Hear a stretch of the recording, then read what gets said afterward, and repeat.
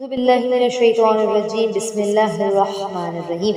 آیت اللہ سید محسن خزازی بیان کرتے ہیں، حجت الاسلام فرعی شیخ جواد کربلائی سے بیان کرتے ہیں کہ آپ نے مکاشف میں حبیب نے مظاہر کو دیکھا اور ان سے پوچھا آپ کیوں دنیا میں واپس آنا چاہتے ہیں؟